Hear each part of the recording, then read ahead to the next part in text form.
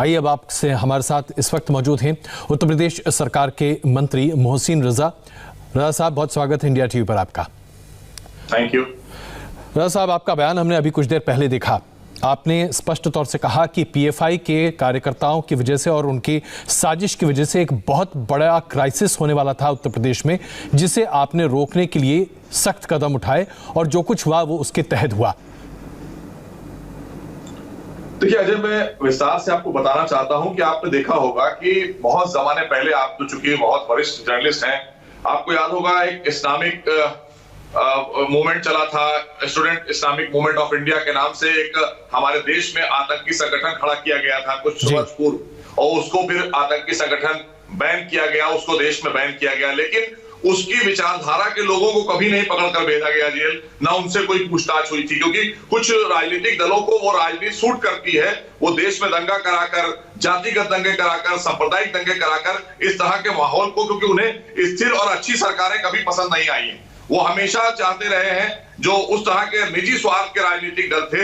ये उसी का परिणाम है जो आज पीएफआई का मामला सामने आया। और पीएफआई ने सीएए के दौरान जिस तरह से पूरे उत्तर प्रदेश के अंदर आगजनी और दंगे कराए, उसके बाद दिल्ली में आपने देखा, फिर आपने शाहीन बाग देखा, तो इसके पीछे कहीं ना कहीं पीएफआई साफ तौर पर नजर आ रही है और उसको संरक्षण देते हुए हमारे देश के राजनीतिक दल, ये बड़े ही अफसोस की बात है कि हमारे देश के साहब, आपने यहाँ पर दो महत्वपूर्ण बातें कही और हमें लगता है कि इन दोनों पहलुओं पर आपसे चर्चा करनी चाहिए। पीछे खड़े होते हैं, बिल्कुल, सब फंडिंग विदेश के साथ साथ देश में भी की जाती है। राजा साहब, आपने दो महत्वपूर्ण बातें यहाँ पर कही, एक तो पीएफआई के संबंध में और दूसरा वो राजनीतिक दल जो पीएफआई के साथ खड़े होकर देश में अराजकता फैला रहे हैं। एक बहुत बड़ा दंगा कराने की साजिश थी। अब चूंकि सांप्रदायिक दंगा अगर नहीं है तो जातिगत दंगा कराओ, हिंदुओं को हिंदुओं से लड़ाकर अपनी रोटी सेकना चाहते हैं राजनीतिक दल। ये कितनी घिनौनी राजनीति। बिल्कुल बिल्कुल, इस राजनीति को देश में कहीं जगह नहीं मिलनी चाहिए। हर कोई जानता है कि इस राजनीति को देश में जगह नहीं मिलनी चाहिए। लेकिन मैं आपसे पूछना चाहता हूं, तकरीबन 26 लोगों को आपकी सरकार ने, या यूं कहीं कि उत्तर प्रदेश की पुलिस ने दिसंबर 2019 में गिरफ्तार किया था, जो कि पीएफआई से संबंधित थे। आपकी सरकार की तरफ से रिकमेंडेशन भी होम मिनिस्ट्री को गया था कि पीएफआई को प्रतिबंधित किया जाना चाहिए। कर्नाटक की सरकार ने भी ऐसा ही रिकमेंडेशन भेजा हुआ है। इसके बावजूद अभी तक पीएफआई पर कोई ठोस कार्रवाई नहीं हुई है, क्यों? नहीं, बिल्कुल होगी, क्योंकि जिस तरह से तमाम चीजें निकल कर आ रही हैं, वहां पर हम लोगों ने मांग की, हमने भी कहा है कि भारत सरकार का गृह मंत्रालय हमारा, उसमें हमारी एजेंसियां काम कर रही हैं। जो चीजें हमारे अलग अलग राज्यों से, खासकर उत्तर प्रदेश से बहुत सारे तथ्य, बहुत सारे प्रमाण मिले हैं।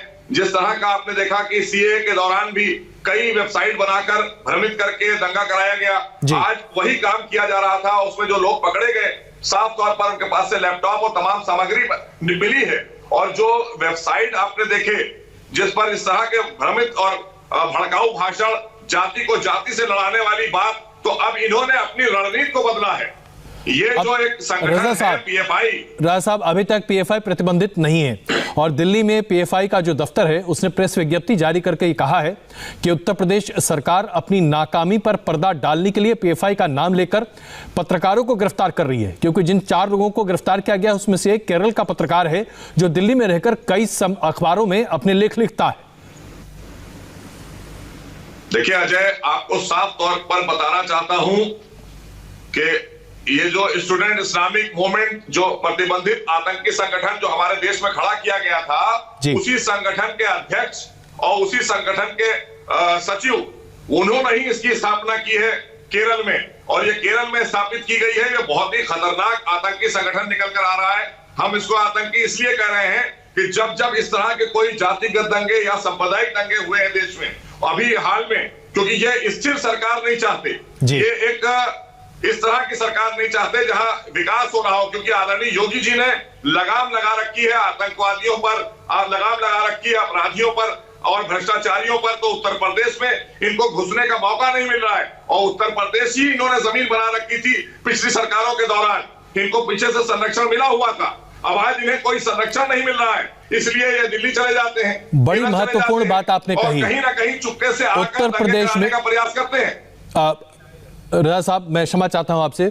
मुख्यमंत्री योगी आदित्यनाथ अभी पत्रकारों से कुछ कह रहे हैं, जरा पहले वो देख लेते हैं, हम रजा साहब के पास उसके बाद चलते हैं। सरकार नौजवानों के हितों के लिए भी कदम उठा रही है और किसानों की समृद्धि के लिए भी निरंतर कार्य कर रही है। आपने देखा होगा किसान किसानों के हित के लिए अभी सरकार 3 प्रकार के कृषि विधेयकों को संसद से पास कराई।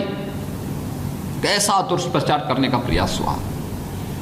यानी विपक्ष के पास दुष्प्रचार करने के सिवाय कोई भी दूसरा मुद्दा नहीं बचा है। वे निरंतर कुछ न कुछ ऐसी बातें करने का प्रयास करते हैं जिससे समाज में विद्वेष पैदा हो, समाज में अनावश्यक उत्तेजना पैदा हो, और ये शुभ लक्षण नहीं है। ये नकारात्मक सोच डेवलपमेंट को रोकती है। और मैं आप सबका आह्वान करूंगा कि हमें विपक्ष के इस नकारात्मक सोच को पर्दाफाश करना चाहिए, जनता को बताना चाहिए कि लोग अपने समय में गरीब को राशन नहीं दे पाए, मकान नहीं दे पाए, शौचालय नहीं दे पाए, बिजली का कनेक्शन नहीं दे पाए, आयुष्मान भारत का राशन कार्ड नहीं दे पाए, स्टार्टअप की योजना, स्टैंड अप की योजना, डिजिटल इंडिया की योजना, मेक इन इंडिया की योजना को नहीं लागू कर पाए। लेकिन आज तो सरकार है। हम लोगों ने कानपुर को डिफेंस कॉरिडोर का भी एक नोट बनाया है। यानी ये सारी चीजें एक दूसरे के साथ जुड़ती हुई दिखाई दे रही हैं। और इसलिए मैं सबसे पहले इन चीजों को आपका आह्वान करूंगा कि हमें इन सब चीजों के प्रति व्यापक कार्य योजना बना करके एक एक लाभार्थी के पास जाना पड़ेगा। देखिए, ये चुनाव है, उपचुनाव। अभी आपने देखा उत्तर प्रदेश के मुख्यमंत्री योगी आदित्यनाथ बता रहे थे कि विपक्ष की एक बहुत ही स्विच सोच है, जिसकी वजह से आज उत्तर प्रदेश में इस तरह के अफवाह का बाजार गर्म किया जा रहा है, अस्थिरता पैदा करने की कोशिश की जा रही है। योगी सरकार के मंत्री मोहसिन रजा साहब हमारे साथ मौजूद हैं। रजा साहब, हमने अभी मुख्यमंत्री जी की बातों को भी सुना। मेरा एक बड़ा सीधा सा सवाल है। आपने भी कहा कि राजनीतिक संरक्षण दिया जा रहा है पीएफआई जैसे संगठन को, जो देश में अराजकता पैदा करने की कोशिश कर रहे हैं। कौन है वो राजनीतिक दल जो पीएफआई जैसे संगठन को समर्थन दे रहे हैं, जिनकी वजह से देश में अराजकता फैलाने की पूरी कोशिश हो रही है? नाम लेकर बताइए।